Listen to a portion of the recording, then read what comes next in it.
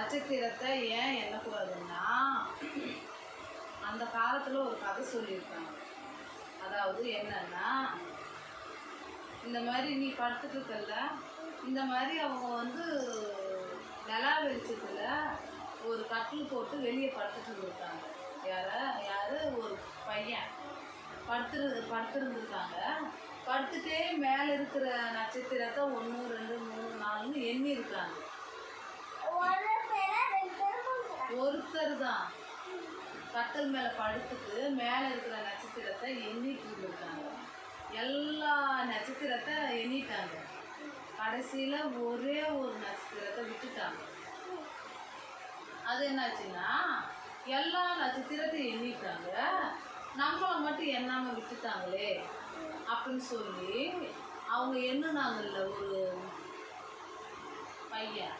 அந்த பையனோட தலை இருக்குல்ல, அந்த தலை நட்சத்திரம் எப்படி குட்டியூண்டு இருக்குது, நம்மளுக்கு தெரியுது. அங்கே பெருசாக இருக்கும், இங்கேருந்து பார்த்தா நம்மளுக்கு சின்னதாக தெரியும்.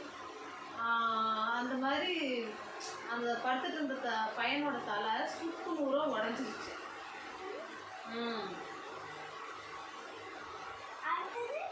அதனால தான் நட்சத்திரத்தை யாருமே எண்ண முடியாது, எண்ணவும் கூடாது. நட்சத்திரத்தை எண்ண முடியுமா? எத்தனை நட்சத்திரம் இருக்கு, எண்ணிருவியா? உன்னால் எண்ண முடியுமா? அதுதான் சொல்கிறேன், நட்சத்திரத்தை எப்போவுமே எண்ணக்கூடாது. சரியா? வேற என்ன தெரியும்?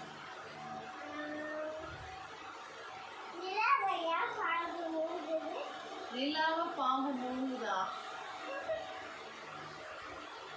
நிலாவை பாம்பு மூழ்குதா? அதெல்லாம் அந்த கதை எனக்கு தெரியாது.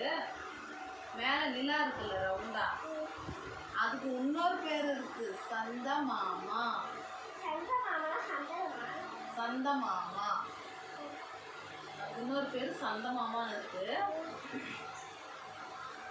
நட்சத்திரம் நிலா இருக்குல்ல, நிலால ஒரு மரம் இருக்கிற மாதிரி தெரியுதுல்ல, அந்த மரத்துக்கு அடியில் ஒரு பாட்டி சுண்டல் வித்துட்டு இருக்காங்க. சரி வா, உனக்கு யார் சொன்னாங்க? ஃபோனில் வடை சுற்றி கொடுத்தாங்க. அப்புறம் வந்து சூரியனுக்கும் சந்திரனுக்கும் ஒரு கதை இருக்கு. எனக்கு தெரிஞ்ச கதை நான் சொல்கிறேன். சந்திரன் சூரியன் அண்ணா தம்பி. அம்மாவோட சொந்தமாமா. டைம் எவ்வளோ தெரியுங்களா?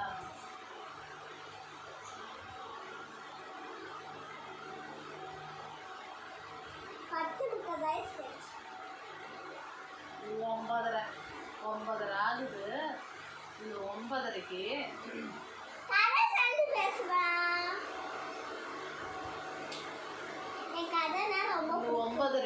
தெரியுதுங்களா? 9:30 இந்நேரத்துக்கு உக்காந்துட்டு எனக்கு கதை சொல்லுமான்னு கேட்கு. அதுதான் சொல்லிட்டு இருக்கேன். உங்களுக்கும் பிடிச்சா இந்த கதை கேளுங்க. சந்திரனும் சூரியனும் அண்ணா தம்பிங்க. சந்தமாமன் நிலா வந்து சந்தமாமா சந்திரன், வெயில் வந்து சூரியன். 2 பேரும் அண்ணா தம்பிங்க. இவங்க சூரியன் தான் அண்ணா,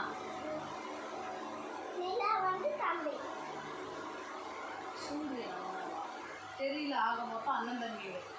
எனக்கு இந்த கதையெல்லாம் எங்கள் அம்மா சொன்னாங்க.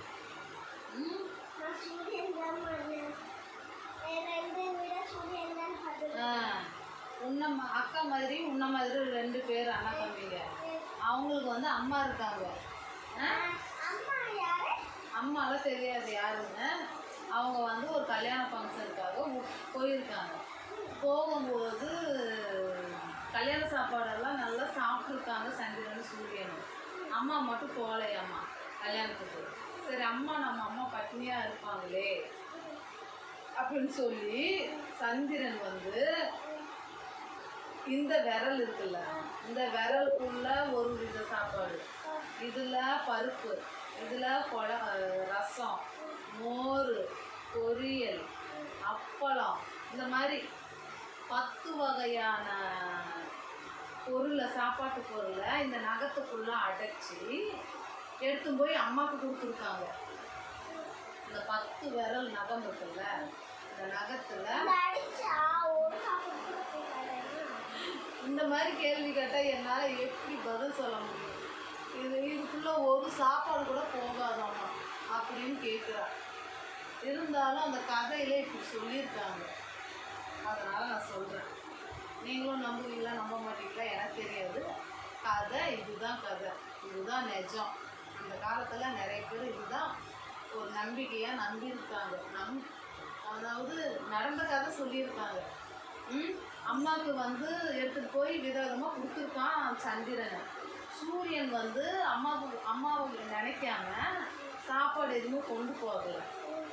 அதனால பெத்த தாய்க்கு சந்திரன் வந்து சாப்பாடு கொண்டு வந்திருக்கான், சூரியன் வந்து சாப்பாடு கொண்டு வரலையே அப்படின்னு சொல்லி பெத்த தாய் என்ன பண்ணியிருக்காங்கன்னா, நீ எங்கே போனாலும் சந்திரனை வந்து பெத்த தாய் வந்து குழு ஒரு நல்ல மனசாட்சிபடியாக நல்ல விதமாக பாராட்டியிருக்காங்க.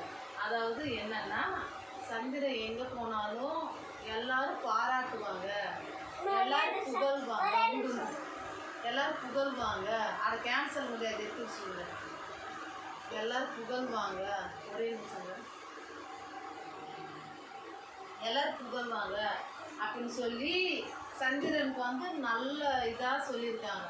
சூரியனுக்கு வந்து எனக்கு சாப்பாடு கொண்டு வரலன்னு சொல்லி இவங்க எல்லாரும் திட்டுவாங்க, நாசமாக போயிடுன்னு சொல்லுவாங்க, இப்படி தெரியுதே அப்படின்னு சொல்லி எல்லாரும் அசிங்கமாக திட்டுவாங்க அப்படின்னு சொல்லி ஒரு சாபம் விட்டுருக்காங்க. அதனால தான் சந்திரனை யாராச்சும் திட்டுறாங்களா? திட்ட மாட்டாங்க. நிலா வெளிச்சம் வந்தாவே நிலா வெளிச்சத்தில் உட்காந்து எல்லோரும் ஒரு 10 பேருன்னா 10 பேர் உட்காந்து சாப்பிட்றாங்க. அப்புறம் நிலா சாப்பாடு சாப்பிட்றாங்க. சூரியனை வந்து திட்டுறாங்கன்னா இந்த மாதிரி பெத்த தாய் என்ன சொன்னாலும் அது பழிக்கும் அப்படிங்கிறத அந்த கதையில் வந்து இது பண்ணியிருக்காங்க. எனக்கு கதையெல்லாம் சொல்ல தெரியாது, சொல்ல தெரியும். நான் வந்து ஸ்கூல் படிக்கும்போது அம்மா அப்பா வந்து நிறைய கதை சொல்லியிருக்காங்க. அதுவும் இல்லாமல் எங்கள் அம்மாவோட பாட்டி, எங்கள் பாட்டி இன்னும் நிறைய கதையை சொல்லியிருக்காங்க. அதெல்லாம் நான் சொன்னால் நீங்கள் கேட்பீங்களா கேட்க மாட்டீங்களான்னு எனக்கு தெரியாது. சொல்லணும்னு ஆசைப்பட்டால் நீங்கள் கேளுங்க, நான் சொல்கிறேன். அடுத்தது வந்து இந்த வீடியோ வந்து இதோட கட் பண்ணிடுறேன். கட் பண்ணிவிட்டு இன்னும் வேறு கதையை, அதாவது எளியம்மான்னு ஒரு கதை இருக்குது, சாமி கதை. அந்த கதை வந்து உங்களுக்கு தனியாக நான் வீடியோ போடுறேன். ஆஃப் செய்தாங்க, ஆஃப் செய்யணும். ఆఫ్ ఉండేది ఆఫ్ చేయాలి, అది ఆఫ్ చేయాలి. చెప్పు బాయ్ గైస్. லைக் பண்ணி சப்ஸ்கிரைப் செய்யுங்க.